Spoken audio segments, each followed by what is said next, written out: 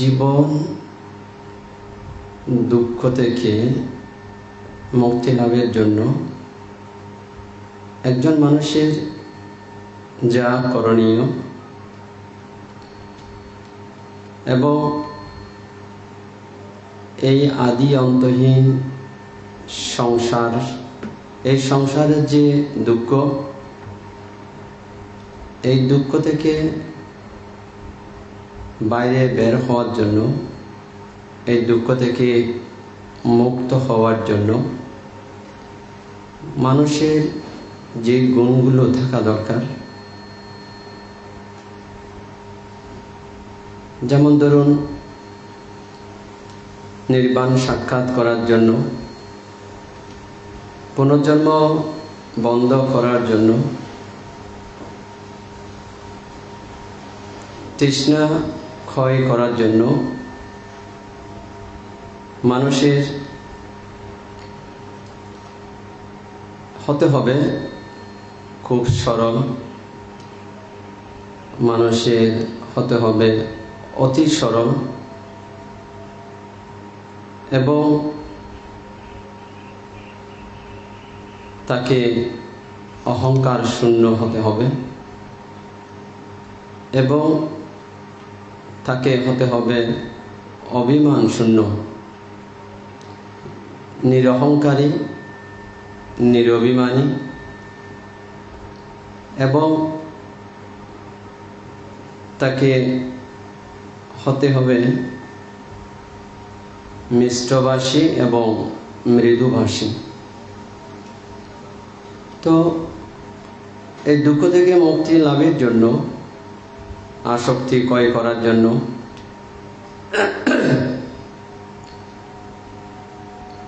তাকে এরূপ চিত্ত গঠন করতে হবে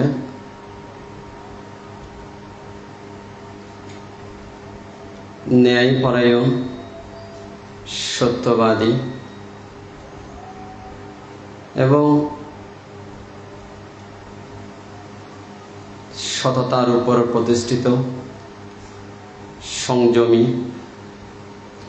তার এই গুণ থাকা দরকার। যেমন ধরুন এই জগৎ সংসারে যত প্রাণী আছে, উত্তর দিক, দক্ষিণ দিক, পূর্ব পশ্চিম, উত্তর পূর্ব কোণ, পূর্ব দক্ষিণ কোণ, দক্ষিণ পশ্চিম কোণ, পশ্চিম উত্তর কোণ, উপর দিক, নিচের দিক, এরকম যত প্রাণী আছে, সমস্ত দিক, 10 দিকের মধ্যে যত প্রাণী আছে,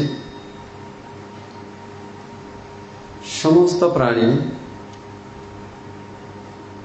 সবাই শত্রু মুক্ত হোক, সবাই বিপদ মুক্ত হোক, সবাই রোগ মুক্ত হোক, সবাই সুখী হোক, এভাবে সর্বদা তাকে মৈত্রী পরায়ণ হতে হবে। দুঃখ থেকে যদি কেউ মুক্ত হতে চায় এবং তাকে এইরূপ মনে মনে চিন্তা করতে হবে, এইরূপ চেতনা গঠন করতে হবে। ধরুন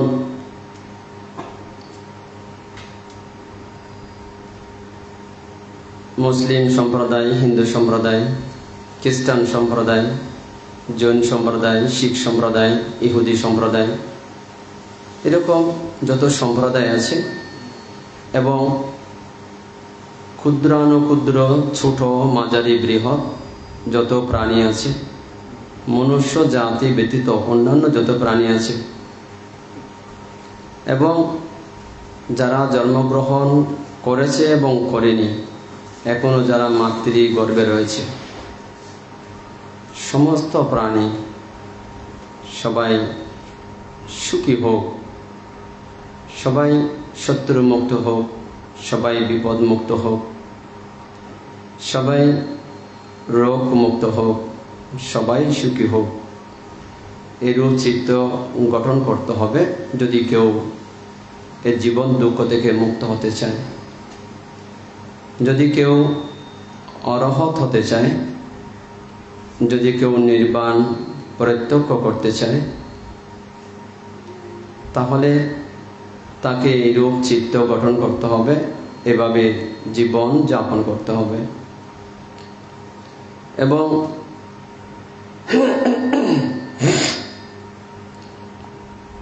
ধরুন তাকে এমন চিত্ত গঠন করতে হবে, যারা কাছে আছে, যারা দূরে আছে, যারা দৃশ্যমান, যারা অদৃশ্যমান, এরকম যত প্রাণী আছে, ক্ষুদ্রানুক্ষুদ্র, বৃহৎ, মাঝারি, সমস্ত প্রাণী সবাই শত্রু মুক্ত হোক, সবাই বিপদ মুক্ত হোক, সবাই রোগ মুক্ত হোক, সবাই সুখী হোক, এরূপ চিত্ত গঠন করতে হবে, এভাবে নিজেকে গঠন করতে হবে। যদি কেউ জীবন দুঃখ হতে মুক্ত হতে চায়, যদি কেউ অরহত হতে চায়, এবং তাকে এরূপ ভাবনা করতে হবে, এরূপ চিত্তকে পরিচালিত করতে হবে, এইরূপে চিত্তকে গঠন করতে হবে। যেমন আমি শত্রু মুক্ত, বিপদ মুক্ত, রোগ মুক্ত হয়ে আমি যেন সর্বদা সুখময় জীবন লাভ করতে পারি, এবং আমার যা লাভ করা সম্পত্তি আছে, আমার যথালব্ধ সম্পত্তি হতে আমি যেন বঞ্চিত না হই। ঠিক আমার মতো আমার মাতা পিতা, ভাই বোন, আত্মীয় স্বজন, পাড়া প্রতিবেশী এবং আচার্য উপাধ্যায়গণ, যারা আমার শত্রু ভাবাপন্ন ব্যক্তি আছে, যারা আমার মিত্র ভাবাপন্ন ব্যক্তি আছে, এবং যারা মধ্যস্থ মিডলম্যান। তো মিডলম্যান বলতে এখানে এটা বোঝানো হচ্ছে, ধরুন যাদের সাথে আপনার শত্রুতার সম্পর্কও নেই, মিত্রতার সম্পর্কও নেই, অর্থাৎ যারা আপনার ভালোও চাইছে না, যারা আপনার খারাপও চাইছে না, এইরকম দুই অবস্থার মধ্যে কোনো অবস্থায় তারা নেই, তারা মধ্যস্থকারী। তো এরকম মধ্যস্থকারী ব্যক্তি যারা জন্মগ্রহণ করেছে, যারা জন্মগ্রহণ করেনি, তারা সবাই, সমস্ত প্রাণী সবাই শত্রুমুক্ত হোক, সবাই বিপদ মুক্ত হোক, সবাই রোগ মুক্ত হোক, সকল প্রাণী সুখী হোক, এবং যথালব্ধ সম্পত্তি হতে কেউ বঞ্চিত না হোক। এইভাবে যদি কেউ সর্বদা নিজের চিত্তকে গঠন করে, এভাবে চিত্ত গঠন করে, চিত্তকে অনুশীলিত করে, চিত্তকে এভাবে যদি পরিশীলিত করে, চিত্তকে এভাবে যদি ভাবিত এবং বহুলীকৃত করে, তাহলে তিনি জীবন দুঃখ থেকে মুক্ত হতে পারে, তিনি নির্বাণ সাক্ষাৎ করতে পারে, তিনি পুনর্জন্ম বন্ধ করতে পারে, তিনি আসক্তি ক্ষয় হয়ে আসক্তিহীন হতে পারে। এবং তাকে এভাবে চিত্ত গঠন করা দরকার। আপনার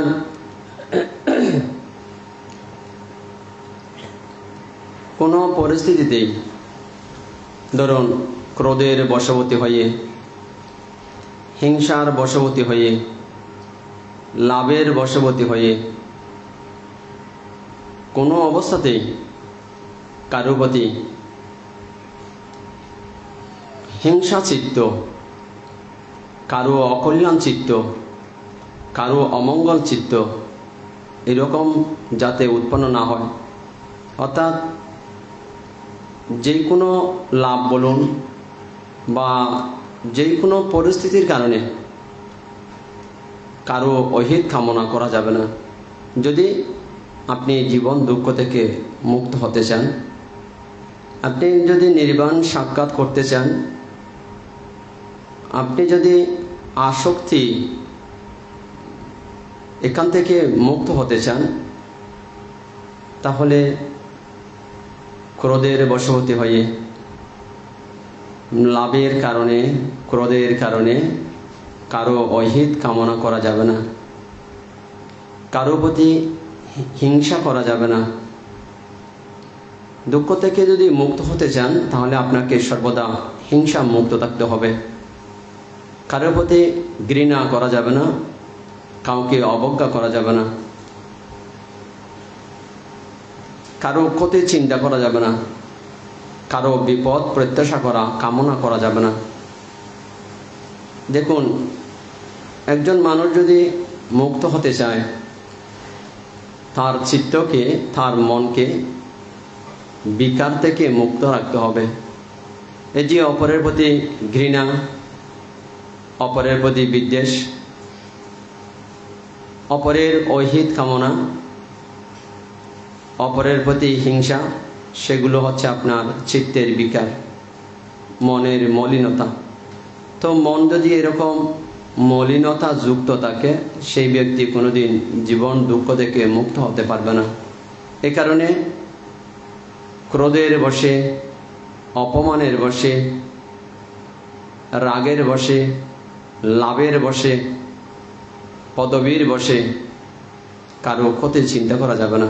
যদি আপনি নির্বাণ সাক্ষাৎ করতে চান, যদি আপনি এই সংসারের দুঃখ হতে মুক্ত হতে চান, যদি আপনি পুনর্জন্ম বন্ধ করতে চান, যদি আপনি অরহত হতে চান, নির্বাণ প্রত্যক্ষ করতে চান, তাহলে আপনাকে এই চিত্ত পরিহার করতে হবে। কোনো পরিস্থিতিতেই অপরের ক্ষতি চিন্তা করা যাবে না, কোনো অবস্থাতেই অপরের অহিত কামনা করা যাবে না, অপরের বিপদ আপনি কামনা করতে পারবেন না, কারণ এতে আপনি আরো বন্ধনে জড়িত হয়ে যাবেন। বন্ধন থেকে যদি মুক্ত হতে চান, তাহলে এমন চিত্ত আপনাকে গঠন করতে হবে। 2500 বছর আগে গৌতম বুদ্ধ এরূপ শিক্ষা দিয়েছিলেন। আপনার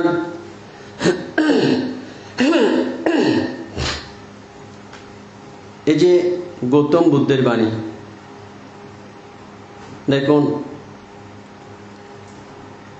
এভাবে যদি চিত্ত গঠন করা যায়, তাহলে আপনি বলতে পারেন আপনার মুক্তি আপনার হাতে আছে। আর যদি কেউ যদি দেশ দূষিত, দেশ রঞ্জিত হয়ে চিত্তের মধ্যে হিংসাকে লালন পালন করে, অপর সম্প্রদায়ের প্রতি, নিজের সম্প্রদায়ের প্রতি খুব ভালোবাসা আছে, খুব মৈত্রী আছে, কিন্তু অন্য সম্প্রদায়ের প্রতি ওনার ঘৃণা, অবজ্ঞা, নিন্দা ওনার চিত্তের মধ্যে যদি এরূপ থাকে, তাহলে ওনাকে অদৃশ্য কোনো গড, কোনো ঈশ্বর, কোনো শক্তি ওনাকে মুক্ত করতে পারে না। এটা হতে পারে না। তো দেখুন, এই দুঃখ থেকে মুক্ত হওয়ার জন্য, এই দুঃখের হাত থেকে বাইরে বেরিয়ে যাওয়ার জন্য যেটা আপনাদের করা দরকার, আগে চিত্তকে মলিনতা মুক্ত করা, চিত্তকে এই বিকার সমূহ থেকে মুক্ত করা। তো অনেকেই হয়তো ভাববেন, অনেকেই হয়তো মনে করে, ধরুন পরিবারের দুঃখ, চাকরির দুঃখ, ব্যবসার দুঃখ, আত্মীয় স্বজনের দুঃখ, স্বামীর দুঃখ, স্ত্রীর দুঃখ, মা বাবার দুঃখ, সন্তানদের দুঃখ, ভাই বোনের দুঃখ, পাড়া প্রতিবেশীর দুঃখ, হয়তো এই দুঃখগুলোকে সহ্য না করতে পেরে এই দুঃখ থেকে হয়তো উনি মুক্তি লাভের জন্য হয়তো সুইসাইড করার জন্য সিদ্ধান্ত নেয়। এরকম আছে এরকম। অর্থাৎ মানসিক হতাশার মধ্যে উনি যখন ডুবে থাকে, তখন উত্তম গুরু না পেয়ে, তখন উপযুক্ত সঙ্গী না পেয়ে, উপযুক্ত কল্যাণ মিত্র না পেয়ে তখন ভুল সিদ্ধান্ত নেয়, অর্থাৎ সুইসাইড করে। তো তিনি মনে করেন যে এই মৃত্যু আমাকে এখান থেকে মুক্তি দেবে, কিন্তু আসলে সেটা ভুল ধারণা। মৃত্যু মানে মুক্তি নয়, মৃত্যু মুক্তি হতে পারে না। এটা জ্ঞানী মানুষ কোনোদিন স্বীকার করতে পারে না। হয়তো কেউ অনেকেই মনে করছে যে আমি মৃত্যুবরণ করলে এখান থেকে মুক্তি লাভ করব। না, নতুন করে আরও উনি বন্ধনে জড়িত হচ্ছেন। কারণ ধরুন আপনি মোবাইলের কভার, মোবাইলের বডি এখানে আছে, কিন্তু মেমোরি খুলে নিয়ে চলে গেছেন। তো মেমোরি করে তো সব জিনিসপত্র দিয়ে গেছে, তো এখানে কভার পড়ে রয়েছে আর কি। তো যিনি কালাগত হয়েছেন, সুইসাইড করেছেন, ওনার ডেড বডি পড়ে রয়েছে, কিন্তু ওনার মাইন্ড, চিত্ত নামে মেমোরি যা যা করেছেন সেগুলো সেভ করে ফেলেছে, সেগুলো নিয়ে চলে গেছে। তো এই অবস্থায় আবার যখন রিবার্থ, নতুন জন্ম, কায়া ভিন্ন, কিন্তু চিত্ত করে যা নিয়ে গেছেন সেগুলো তো আবার একই মানুষ বহন করতে হবে। তো যেমন ধরুন হয়তো অনেকের মনে প্রশ্ন আসতে পারে, আচ্ছা আমি তো মরে গেছি, আবার যে নতুন আরেকজনের জন্ম হয়েছে, তা এই কর্মগুলো তিনি কেন ভোগ করবেন? এমন প্রশ্ন আসতে পারে, মনের মধ্যে উৎপন্ন হতে পারে। তো এই কারণে ধরুন আপনি হয়তো মরে যেতে পারেন, আবার যে আপনার যে আবার নতুন জন্ম হয়েছে, আপনি যা যা করেছেন সেগুলো ভোগ করতেই হবে। কেন? সেগুলো তো নিয়ে গেছেন। কে নিয়ে গেছে? ওই যে চিত্ত। যেমন ধরুন হয়তো অনেকেই বলতে পারে যে আমার তো মৃত্যু হয়েছে, এখানে যা করেছে সব শেষ, কিন্তু শেষ নয়। যেমন ধরুন এখানে অনেক রকম আম আছে, অনেক রকম আম আছে। তাই আপনি ধরুন একটা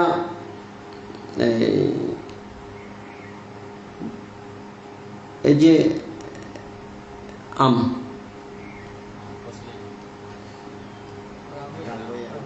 রাঙ্গুই আম, ধরুন রাঙ্গুই আমের একটা বোটা আপনি লাগালেন, তো সেটা বোটা বা একটা আম, পুরো আমটাই আপনি লাগিয়ে দিয়েছেন মাটির নিচে।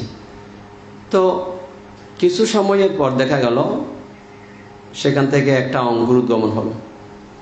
অঙ্কুরোদ্গমন হওয়ার পর কিছু সময় পর দেখা গেল আস্তে আস্তে আস্তে আস্তে 2 পাতা, 4 পাতা, 6 পাতা, 10 পাতা, 15 এগুলো বেরিয়ে বেরিয়ে আস্তে আস্তে গাছটা বড় হয়েছে। বড় হওয়ার পর এবার দেখা গেল মাটি পরে দেখা গেছে সেখানে আমটা নাই, কিন্তু ওই আম থেকে এই গাছের জন্ম হয়েছে, কিন্তু আমটা এখন নাই, আর ওটা ভ্যানিশ হয়ে গেছে। কিন্তু পরবর্তী সময় দেখা গেল এই গাছে যা আম ধরেছে ওই আমেই ধরেছে, অন্য আম ধরেনি। অর্থাৎ এই যে আমের বোটা আম, এই আম থেকেই এগুলো জন্ম, কিন্তু এটা তো নষ্ট হয়ে গেছে। কিন্তু এবার এমন ধরুন এবার সেই গাছটা আপনার জায়গায় লাগিয়েছেন বা যে কোনো একটা জায়গায় লাগিয়েছেন। তো একজন মানুষ আম চুরি করতে আসলো। তো এই আম চুরি করতে এসে এখন আপনি তাকে ধরে ফেলেছেন। তো তিনি বললেন, আমি তো আপনার আম চুরি করিনি। তা আপনি বললেন যে আমার আম চুরি করিনি, এটা আমি তো লাগিয়েছিলাম। তো তিনি হয়তো বলতে পারে, আপনি যেটা লাগিয়েছেন আমি তো সেটা চুরি করিনি, সেটা তো নাই, সেটা নষ্ট হয়ে গেছে। তথাপি কিন্তু যদি বিচার সভা বসা হয়, বিচার হয়, বিচারের সবাই রায় দেবে তিনি তিনি চোর, তিনি চুরি করেছেন।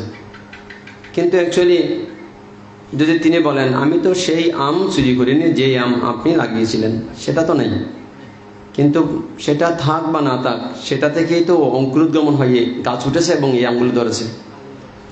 এ কারণে তো অনুরূপভাবে এখানে যারা কর্ম করে সেই এখান থেকে হয়তো মৃত্যুবরণ করেছে, আবার যখন নতুন জন্ম হয় এখানে যে কর্ম করেছে সেই কর্ম থেকে তিনি মুক্ত হতে পারে না, কারণ এই কর্মের হেতুতেই পরবর্তী সময়ে নতুন করে এটা মৃত্যু হয়েছে আর নতুন করে আবার উৎপন্ন হয়েছে। তো এ কারণে যারা দুঃখ থেকে মুক্ত হতে চায়, আপনারা সুইসাইড করা এটা জীবনের সমাধান নয়। হয়তো আপনার মৃত্যু হয়েছে কিন্তু মুক্তি তো হয়নি, তাই এটা মনে করা ঠিক হবে না যে আমার মৃত্যু হয়েছে আমি মুক্ত হয়ে গেলাম। মুক্ত হননি, বরং আরও আপনি অধোগতি প্রাপ্ত হতে পারেন। তো এই কারণে আপনার যিনি মুক্ত হতে চান, নির্বাণ সাক্ষাৎ করতে চান, বা যারা মুক্ত হতে চায়, যারা নির্বাণ সাক্ষাৎ করতে চায়, যারা পুনর্জন্ম বন্ধ করতে চায়, তাদেরকে এমন হতে হবে, ধরুন একজন মা নিজের জীবনের বিনিময়ে তার সন্তানের জীবন সুরক্ষা করে, এটা মায়ের ধর্ম হয়। তো ঠিক দুঃখ থেকে মুক্তকামী সত্যগণ যারা মুক্ত হতে চাইছে, তাদেরকে এরূপ হতে হবে, মা যেমন করে নিজের জীবনের বিনিময়ে সন্তানের জীবন সুরক্ষা করার জন্য তৎপর থাকে, ঠিক এই জগতের যত প্রাণী আছে এখানে আপনি ভাগ করতে পারবেন না তিনি হিন্দু, তিনি মুসলিম, তিনি খ্রিস্টান, তিনি বৌদ্ধ, তিনি শত্রু, তিনি আপন, তিনি পর, এরকম ভাগ করা যাবে না। যত প্রাণী আছে সমস্ত প্রাণীকে মায়ের ভূমিকায় আপনাকে নামতে হবে, অর্থাৎ মা যেমন করে সন্তানকে রক্ষা করে, আপনিও সমস্ত প্রাণীদেরকে এমন করে সুস্থ হতে হলে মানুষকে এরকম চিত্ত গঠন করতেই হবে। তো দেখুন, ধরুন আমি সত্যগণ, প্রাণীগণ, মনুষ্যগণ, নরনারীগণ, তাদেরকে এইভাবে চিত্ত গঠন করতে হবে, তাদেরকে এভাবে নিজেকে তৈরি করতে হবে, এভাবে নিজেকে পরিচালিত করতে হবে। তো এখানে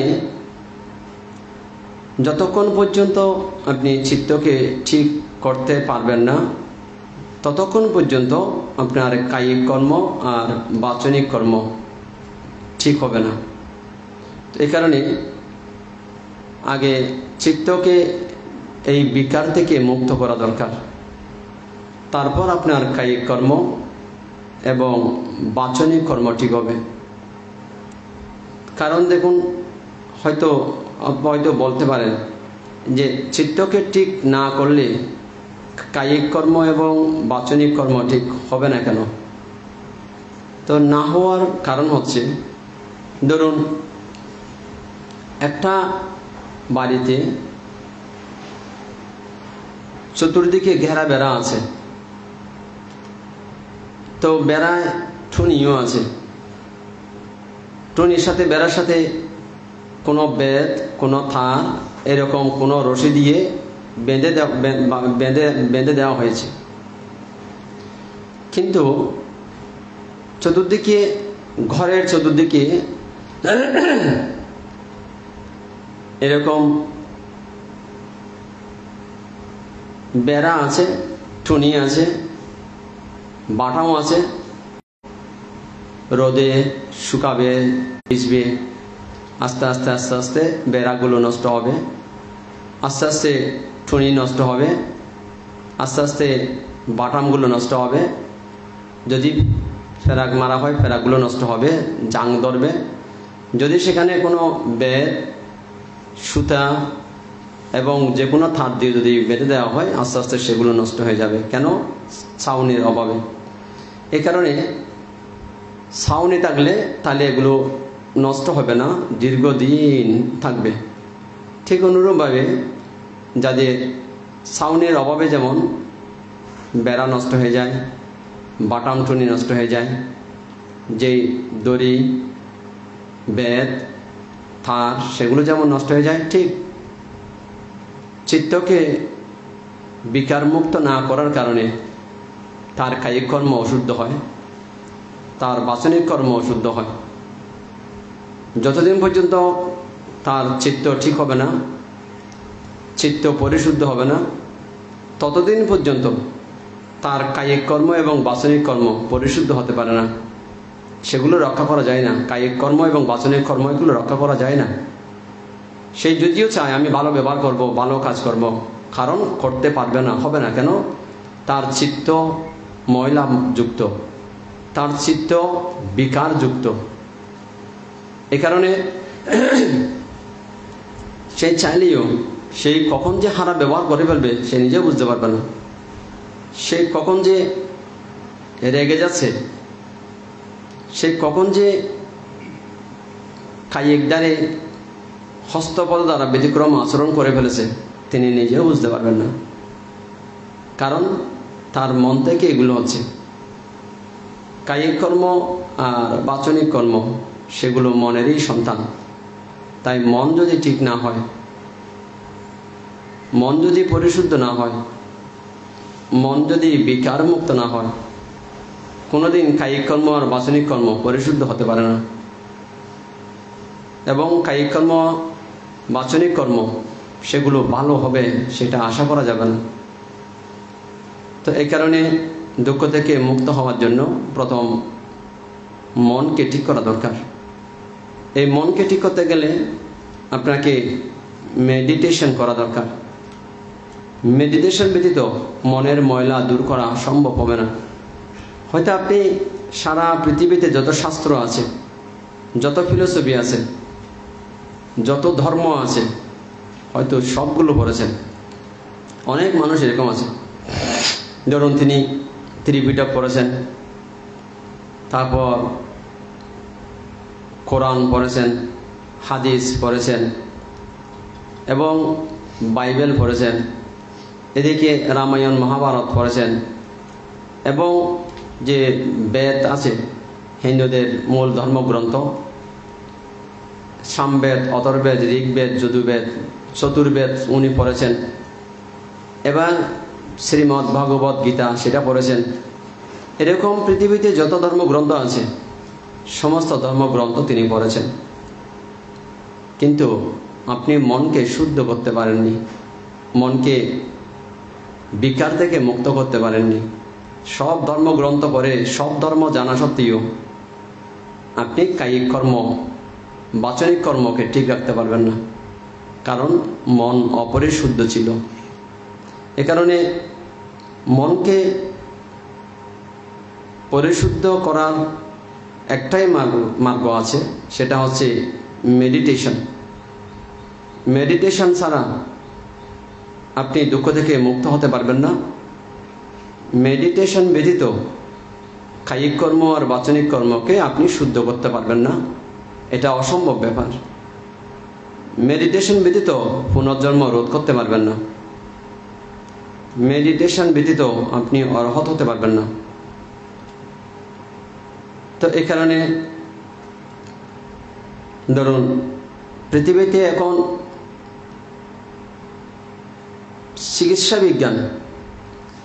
চিকিৎসা বিজ্ঞানীরা এখন বলছেন যে যারা পেশেন্ট রোগী তাদেরকে বলছেন যে ভাবনা করার জন্য, মেডিটেশন করার জন্য। দেখুন এখন ডাক্তারদের এখন পরামর্শ যে রোগীরা যেন সমস্ত রুটিন যেমন মেনে চলবে, ঠিক দৈনন্দিন রুটিনের মধ্যে মেডিটেশনও অন্তর্ভুক্ত করবেন, যাতে ওনারা ভাবনা করবেন। তো ডাক্তারেরা এখন চিকিৎসা বিজ্ঞান এখন সেটা সাজেশন দিচ্ছে। তো যার কারণে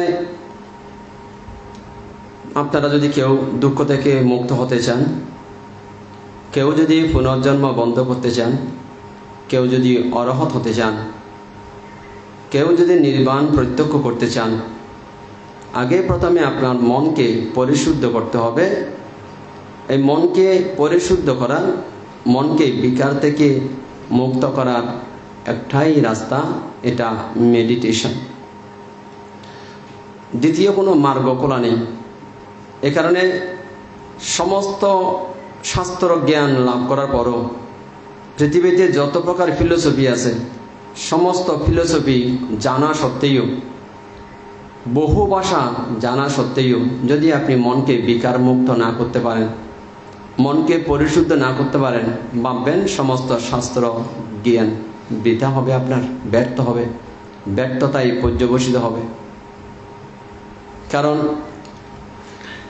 দেখুন, একটা মানুষের মনে যখন হিংসা থাকবে, লালসা থাকবে, কামনা বাসনা থাকবে, ক্রোধ থাকবে, হয়তো পৃথিবীর সব শাস্ত্র জানে, পৃথিবীর সমস্ত ফিলোসফি জানে, পৃথিবীতে মুখ্য যত ধর্ম আছে সমস্ত ধর্ম সম্পর্কে ওনার দক্ষতা আছে, কিন্তু ওনার চিত্ত বিকার মুক্ত নয়, ক্রোধ মুক্ত নয়, হিংসা মুক্ত নয়।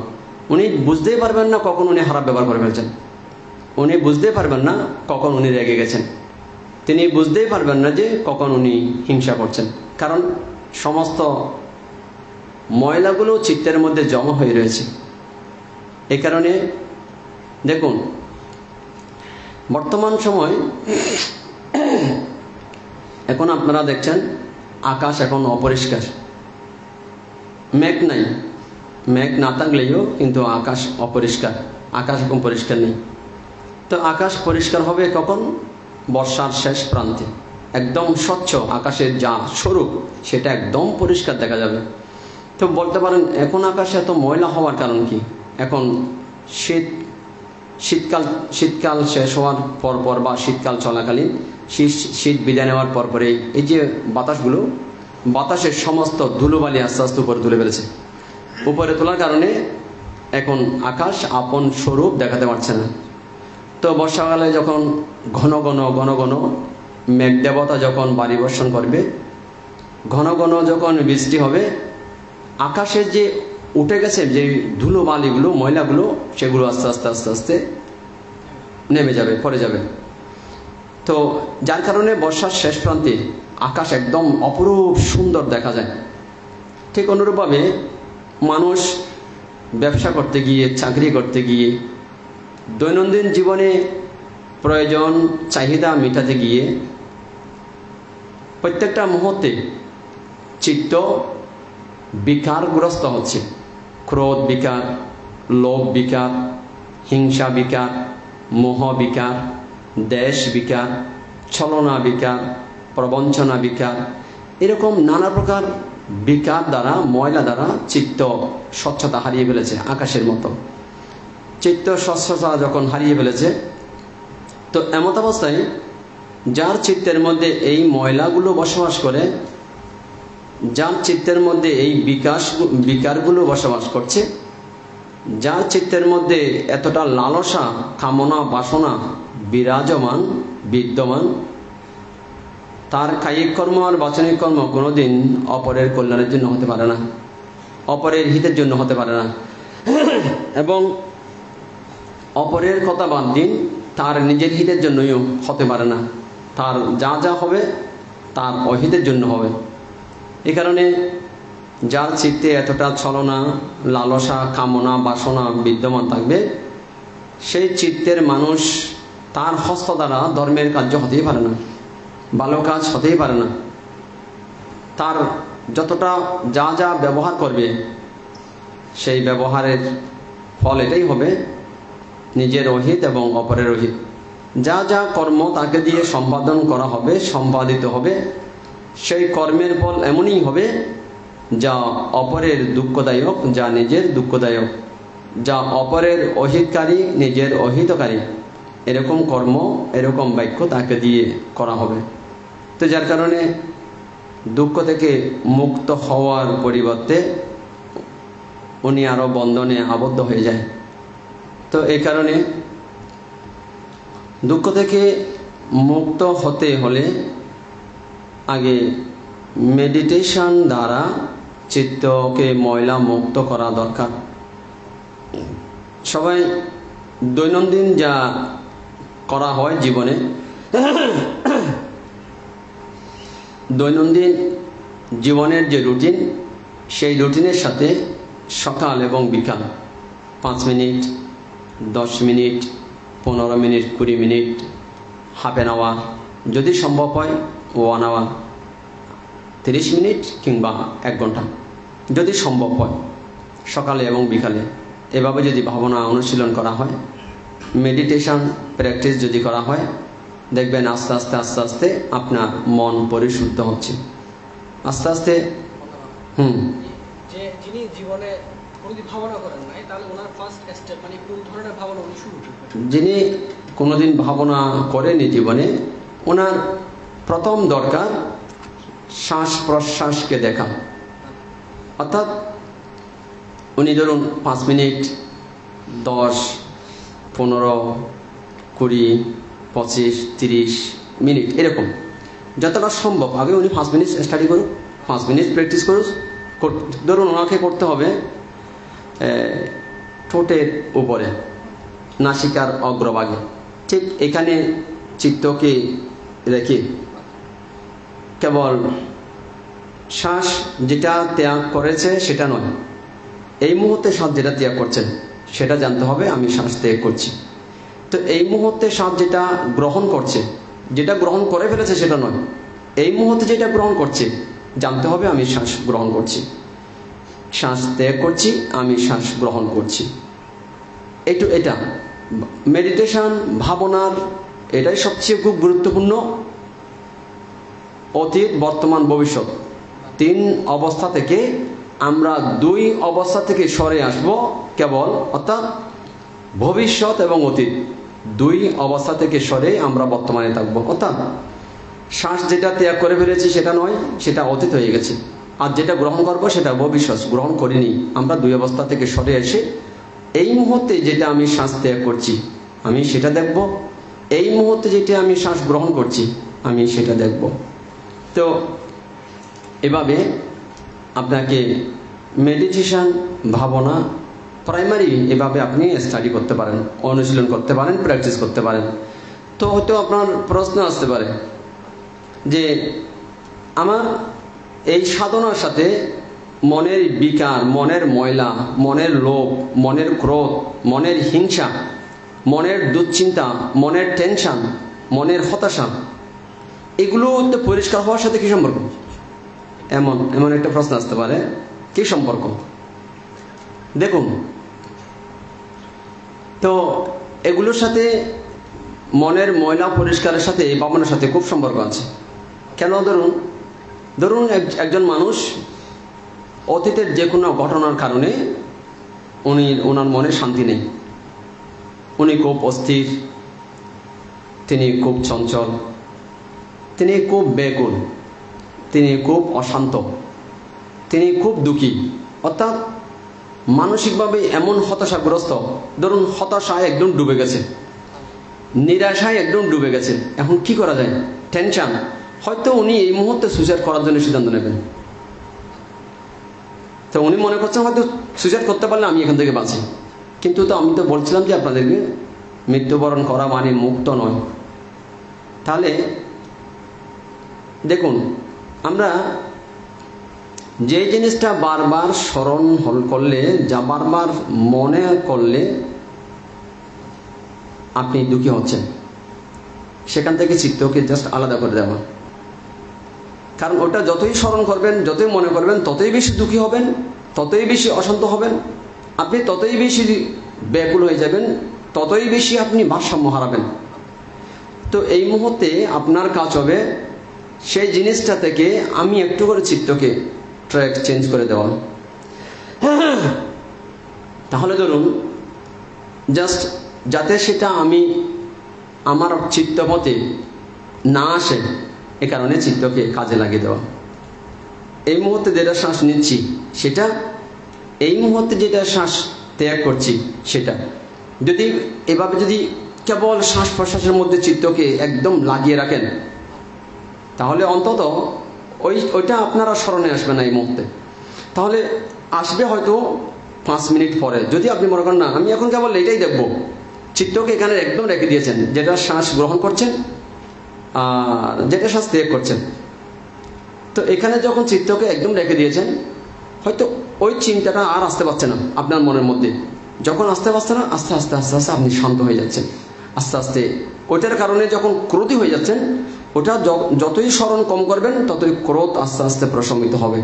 যতই ক্রোধ প্রশমিত হবে, আপনার স্বাভাবিক শ্বাস প্রশ্বাস চলবে এবং আস্তে আস্তে শরীর যে গরম হয়ে যাচ্ছে, ওটার কারণে শরীর আস্তে আস্তে আস্তে আস্তে সমতায় ফিরে আসবে, শান্ত হয়ে যাবে, আস্তে আস্তে আস্তে আস্তে সমতায় ফিরবে। তো যেটার কারণে এত বেকুল হচ্ছিলেন, সেখান থেকে চিত্তকে ফিরিয়ে এনে সরিয়ে এনে আরেকটা কাজে যখন লাগিয়ে দিয়েছেন, অন্তত এখন আপনি ভালো আছেন। এখান থেকে যখন সরে যাবেন আবার ওটা শুরু হবে। এই কারণে এই যে ধরুন এবার যতক্ষণ পর্যন্ত তাহলে ওই টেনশন থেকে নিজেকে রক্ষা করতে পারছেন, ওটার কারণে যে বেকুল হচ্ছেন সেখান থেকে রক্ষা করতে পারছেন, ওটার কারণে যে অশান্ত হয়ে যাচ্ছেন সেখান থেকে রক্ষা করতে পারছেন। এবং ধরুন যদি ভাবনা না করতেন, চিত্ত হয়তো ভাবনা আছে বর্তমান নিয়ে, বর্তমানে যদি চিত্ত না থাকতো হয়তো অতীতে যে কোনো ঘটনায় পড়ে থাকতো। তো অতীতে যে কোনো ঘটনায় পড়ে থাকলে আসক্তি উৎপন্ন হতো, রাগ উৎপন্ন হতো, দ্বেষ উৎপন্ন হতো, হিংসা উৎপন্ন হতো, ক্রোধ উৎপন্ন হতো। সেখান থেকে তো চিত্তকে অন্তত যেগুলো উৎপন্ন হয়ে চিত্তকে বেসামাল করে দিত, সেখান থেকে তো এখন বাঁচাতে পেরেছে। অর্থাৎ এই মুহূর্তে নতুন করে আসক্তি আর উৎপন্ন হচ্ছে না, নতুন করে আসক্তি উৎপন্ন হচ্ছে না, এবং পুরাতন আসক্তিগুলো আপনাকে আর দুঃখ দিতে পারছে না। এই যে প্রশান্তি, এই যে আস্তে আস্তে আস্তে আস্তে চিত্তকে দিকে নিয়ে আসা, এই করতে করতে মানুষ আস্তে আস্তে শান্ত হয়ে যায়, আস্তে আস্তে চিত্তকে নিয়ন্ত্রণ করতে শিখে, আস্তে আস্তে সে যে অনেকটা সুইসাইড করতে চেয়েছিল সেখান থেকে আস্তে আস্তে নিয়ন্ত্রণ করতে পারবে। বুঝছেন যেগুলো, আরে আমি তো টেকনিক শিখে গেছি, এটা হচ্ছে ধরুন বাঁচার টেকনিক, কিভাবে জীবনযাপন করা হবে, এটা জীবনযাপনের কলা কৌশল, জীবনযাপনের উপায় কৌশল। এ কারণে যতক্ষণ যারা একটু সাধনা করে তারা সাধনাতে প্রশান্তি লাভ করে, তৃপ্তি লাভ করে, স্বস্তি লাভ করে, শান্তি লাভ করে। কারণ এই সাধনা তাকে শান্তি দেয়, এই সাধনা তাকে টেনশন থেকে মুক্ত থাকতে শিক্ষা দেয়। এই সাধনা, এই মেডিটেশন তাকে ব্যাকুলতা থেকে মুক্তি লাভের জন্য শিক্ষা দেয়। এই সাধনা তাকে হতাশা থেকে বাঁচার শিক্ষা দেয়, এবং এই সাধনা তাকে নিরাশা থেকে আশার আলো দেখায়। তো সবগুলো আস্তে আস্তে আপনার নিয়ন্ত্রণে এসে যাবে, যার কারণে মানুষের এই যে দুঃখ থেকে মুক্তি লাভের জন্য এভাবে নিজের চিত্তকে গঠন করা দরকার। অন্যথায় আরও বেশি বন্ধনে জড়িত হতে হবে, আরও বেশি বিপদগ্রস্ত হতে হবে, আরও বেশি দুঃখী হতে হবে, আরও বেশি ব্যাকুল হতে হবে। দ্বিতীয় কোনো রাস্তা খোলা নেই। তো দুঃখ থেকে মুক্তির জন্য এভাবেই মানুষকে চিত্ত গঠন করতে হবে এবং নিজেকে গঠন করতে হবে।